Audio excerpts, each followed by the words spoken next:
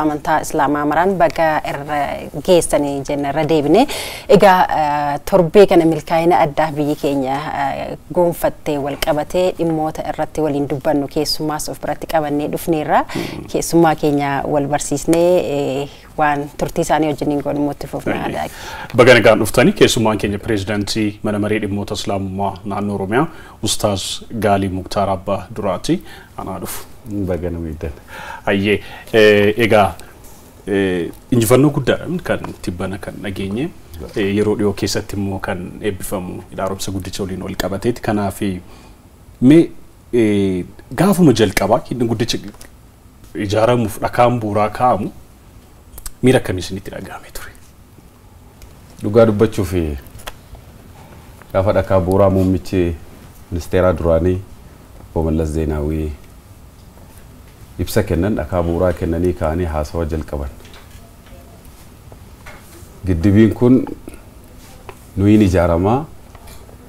ijaaramaa nuuf ijaarama jedhanii gaafa isaan haasawa jalqaban gammachuutu natti dhagahame. Kunis maali? Seenaa irratti nu dubbisnaa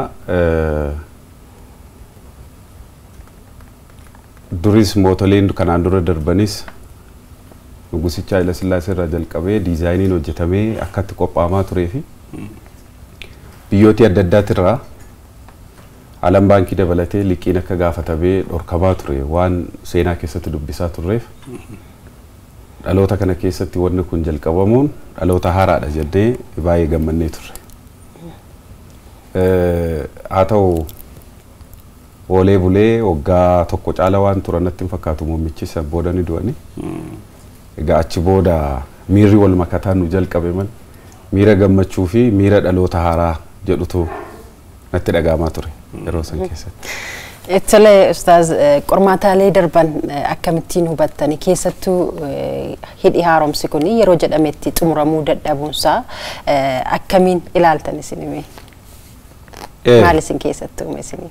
Dhugaadha. Kuni gaaffii koo qofallee utuu hin taane gaaffii uummata saba bal'aati. Dhalataan biyya keessaa fi alaa lammiin biyya kanaa hundinuu yeroo eegamee fi akkatti yaadame keessatti xumuramuu dhabuunsa waggaa muraasa keessatti nu xumurama jedhamee abdatamaa ture. Haa ta'u malee jidduudhaan wanni biyyattii mudatee tokkoffaa namni jalqabsiise muummichi duurraa muummichi yeroo sanaa duurraa jalqabee achi booda fatanaan yookaan immoo chaalenjiin hedduun biyya keenya mudatee ture. Innis rakkoon akka jedhamutti rakkoon malaammaltummaa adda addaa argamuun qaala'insi jireenyaa akkasuma dabalataanis injiinerichi hojjetaa ture. Du'uun akkasuma ce'umsi yeroo san keessatti mootiin duraanii yeroo eega du'anii booda muummichi lammaffaa Hayilamaariyaam yeroo dhufan keessatti rakkoon dhufe sun yoo xiqqaate waggaa 4 fi 5 keessatti ce'umsatu godhamaa ture waan ta'eef rakkoo hamaa fi akkasuma waan silaa yeroo gabaabaatti xumurama jedhamee yaadame. Projektii meeggaan gurguddaan jalqabame keessaa inni kun haadhoo haa ta'u malee hunduu lafarratti harkifachuun raawwatamuu dhabuunsaa rifaasuu fi akkasuma qisaasama qabeenyaa keenyaallee seenaan nu badaa jennee sodaannee turre dhugaa haasa'uuf dhaloota kana seenaan badaa laata jennee baay'ee sodaannee turre. Haqiiqaatti rakkoon nam tolchee fi akkasuma kan uumamaa akka jiru beekamaadha. Haa ta'u malee abdiin kutanne. Wanni abdiin kutanneef biyyi keenya hin jalqabdu malee waan jalqabdii hin xumurtii wanni jedhu tokko abdii jira. Sababaansaa dheebonneet baay'ee barbaadameet hawaasni xiqqaa fi guddaan waan qabuun gadi ba'ee qabeenyichi qabeenya mootummaa qofa miti kan mootummaatis kan hawaasaatis waan ta'eef hawaasni immoo waan qabate mootummaa gaarii argannaan hin xumurama isa jedhu smiirri hin xumuramaa jedhus kan nu keessa jiru akkuma jirutti ta'e garuu chaalenjii yeroo san keessa darbinee fi fatanaan biyya keenya mudatee ture waan laafaa miti. Ani hunda caalaa baaltu na yaaddessaa ture diina qabna. Akkuma fira qabnu diina qabna waan ta'eef diinatu nu gammadaa hin danda'anu hin dandeessanu jedhaa turanii ifaan ifatti. Dirree baasanii kallattii hundaan keessaa fi alaan nutti duulaa waan turaniif diinatu nutti gammadaasa jedhu baay'ee sodaa fi yaaddoo keessa seennee turre. Haa ta'u malee jijjiiramni siyaasaa biyya kanatti dhufe muummeen ministeeraa Dr. Abiy Ahmed Alii eegaa gara aangootti dhufanii akka guyyaa dhakaan bu'uuraa kaamu gammanne sanatti hidhi haaromsaa kunis ta'e akkasuma piroojeektiin jalqabame hundinuu hin xumuramtisa jedhumoo ammas miirri gammachuu nu mo'ate jechuudha. Haa ta'u. Egaa san booda jijjiiramaan booda qabsoo taasifamee hordoffiif to'annoon sirriitti taasifamee amma eebbaaf qophaa'eera. Kanaaf qabeenya Itoophiyaanotaan milkaa'e ta'uusaa immoo gaafa yaaddan miira keessan osoo banne. Baay'ee gaariidha.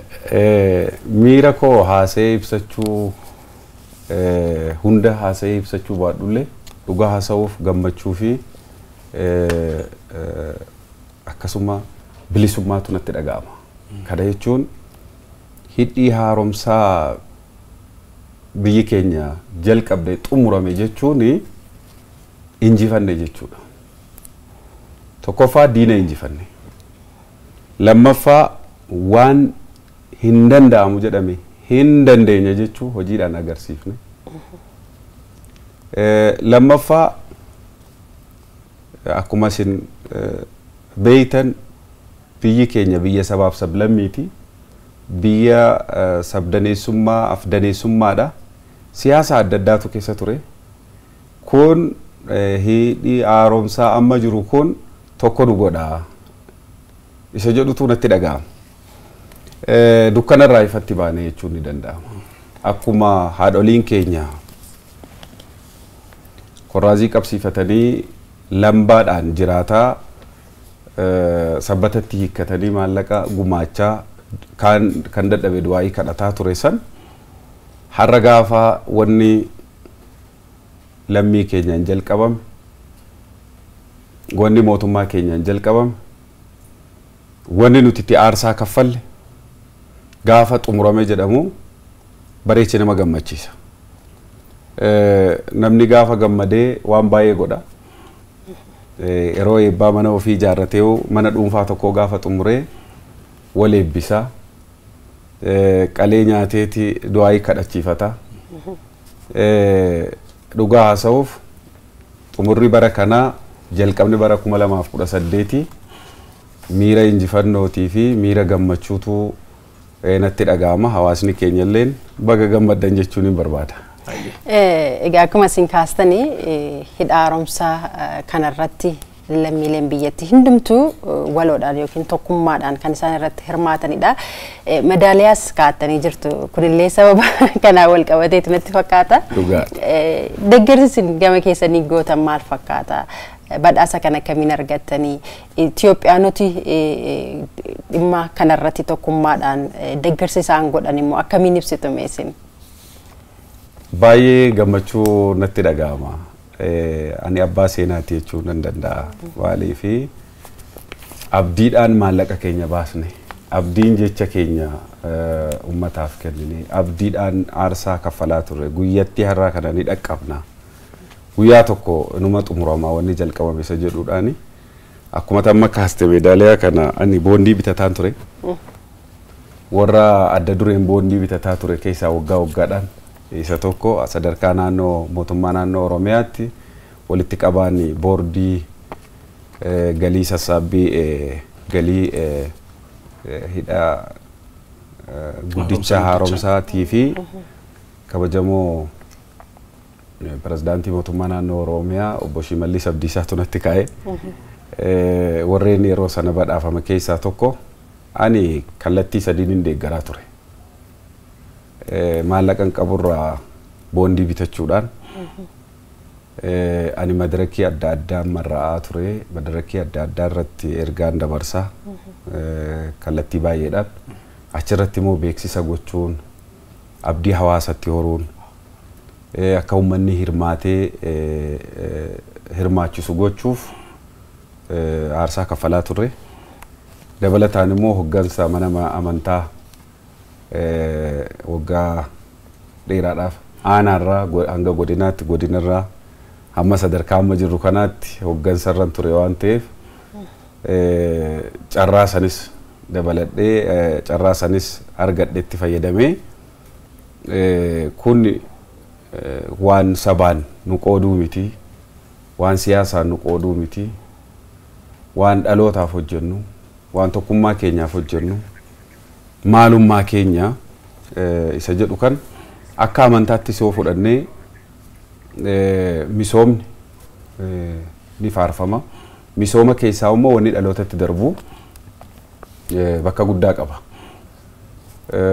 Ergamaan Rabbi alayhi salaatu wassalaami wanni namni gaaddisa isaa jala taa'u yookaan faayidaa isaa boru fayyadamu muka haa ta'u, mana haa ta'u, waan dhalootatti darbu hojjechuun sadaqaan cinne yookaan immoo hin dhaabbanne jedhaniiti nu barsiisan. Akka mana amantaatti illee kanaan bifa kanaan barsiisaa turre. Kanaaf mootummaan amma jiru mootummaan jijjiiramaa immoo nama hojjetanii badhaasa waan ta'eef yeroo sana nu badhaasanii badhaasni guddaan meedaaliyaa caalu immoo eebbasaa kana qaqqabuudha. Eebbasaa kana qaqqabuun badhaasa nu qofti badhaafamne utuu hin taane warri aarsaa kaffalaa turan kan itti du'an itti hidhaman seenaan jira yaadataa jira sanaaf illee badhaasa. Dabalataan immoo dhaloota ganaa dhufu dhaloonni ganaa dhufuufis badhaasa. Nu warri amma jirru kun immoo waa hedduu fayyadamaa ta'uu dandeenya waan ta'eef tokkoffaa akkuma jennee injifannoodha. Injifannoo ga'uu waan guddaadha. Dabalataanis immoo faayidaan isaa amma nuti lubbuun jirrutti nuyiifi waan ta'eef miira akkasiitu natti dhaga'ama. Egaa wanti kun dhugoomeera. Yeroo dhiyoo keessatti keessumattuu torbee dhufu keessatti kan inni eebbifamu maal fayyada aanaaf isiniif biyyaaf maal nu fayyada? Wanni inni fayyadu faayidaan isaa lakkoofne xumuruu hin dandeenyu. Keessaa waan amma nutti dhiyaate irraa haasa'uuf tokkoffaa maqaa biyyattii ol kaasa. Addunyaa irratti hidhaa akkasiidhaa kan qabu biyyootan xiqqoodha. Biyya 10 caalu kan hidhaa gurguddaa akkasii qabu.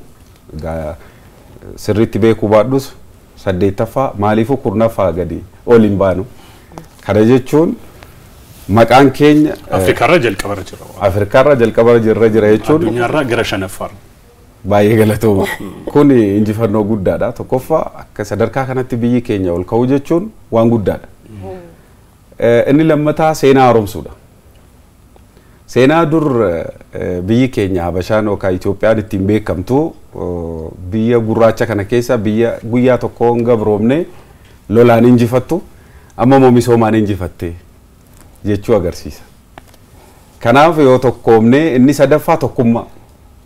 Yoo tokkoomne akkuma kanaan dura lollee Xaaliyaanii yookaan warra adii mo'anne sana iyyummaa mo'achuu akka dandeenyu Abbaayaan nutti agarsiisa. Lagnee Abbayaa hidhichi guddaan kuni kan biraa abdiidha. Abdii nutti hora. Dhaloota amma jiru kanas dhaloota ganaa dhufus abdii guddaa nutti hora. Maaliif jennaan namni abdii jiraata. Waan horanne nyaanneef fixnu garuu abdii yoo qabaanne immoo kanaa ol hojjechuu, barachuu, misoomuu waan jedhu nutti hora. Kan biraa miira mo'annaa. Kana dura wanni ture maali hin dandeenyu waan jedhutu ture. Maaliif jennaan akka warri faranjii waan akkasii hojjetan waan haaraa fidan utoo hin dandeenyu jedhama. Amma garuu hin dandeenyaatu nutti uumame hin dandeenya. Maal barachuu hin dandeenya, barsiisuu hin dandeenya, biyya bulchuu hin dandeenya, misoomuu hin dandeenya waan jedhudha. Kan bira haqa keenyatti deebine. Haqa ofitti deebi'uu waan laafaa miti. Qabeenyi kun qabeenya keenya nu keessaa ba'e warri Arabaa Niilal Azraq jedhu yookaan Abbayyaa biraa jedhaniiti yeroo eega Suudaanii seenee maqaatti moggaafatanii itti fayyadamu Misra faan jechuudha. Keenya jedhu kitaaba adda addaa ni dubbisna nuti hatta kitaaba amantaa dabalatee guyyaa tokko kitaaba dubbisnu keessatti nurratti hojjetanii jiran. Kun immoo maal ta'ee Abbayyaan jedhamu kun yookaan immoo Niil jettanii isinitti fayyadamtan sun mataan isaatu parsantaan 80 innummaan jirrachi itti fayyadamaa jiran sunu keenya jechuutti agarsiifne jechuudha. Haqti haqatti gaafa deebi'u kana namni wanni inni jiraatuuf.